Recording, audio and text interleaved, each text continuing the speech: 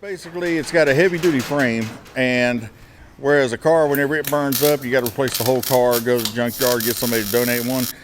With this one, we can cut the bolts loose. They can let me know what part they need, and I can burn it on the table and just pop it right back on. They got a whole new burn car, or every one of them. So whenever it burns through, we can replace the part. You got to think, you got water, heat, expansion, contraction, rust.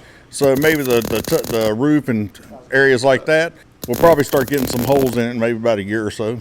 But it's still a good little save on money. The fire department on the training property, Ben Smith, he'll pile a bunch of pallets. That's what that center bar is for, to angle pallets up against it and pile brush in there, and then set a fire, close the doors, and then they've got to practice on putting it out. He asked for specifics on the fender wells. I had to make a tire fender well on it because something I didn't know. If you're putting out a fire and you're standing in front of the tire can explode and come straight out at you and can kill you. I didn't know that, so we put fender wells and tires on it, so they have to be in an angle and practice on shooting an angle into the fire. So it's a collaboration between the welding operation and the fire operation, right? It's the fire training program, the welding program, applied engineering, and we got some help from marketing as well.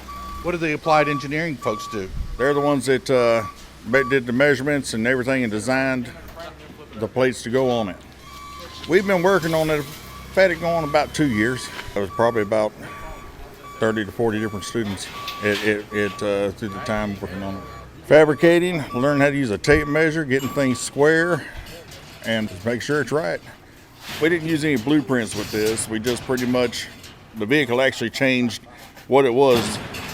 That's the third idea I came up with, because every time we'd add parts to it, it looked like something else. But it originally started out as an 85 Buick Skylark, square. Okay. And then it looked like one of those old trucks that drove on the Waltons as we were going along, and then got to looking at it and put a slant back on it, and it's a Humvee now, and it fits well. So it's had its little transformations as it goes along, which didn't make things easy on applied engineering on making the burn codes for the plates on the outside. It's not really square, that means square points on it. They've been working on it hard these past couple of days. As soon as we get the parts in, we get it out there and get it on. Some of them have it lined up exactly, so we've had to do a little extra work to it, and they've just jumped right on it. Put one tack in the center, look at it, move it up and down if you need to, and tack the other side.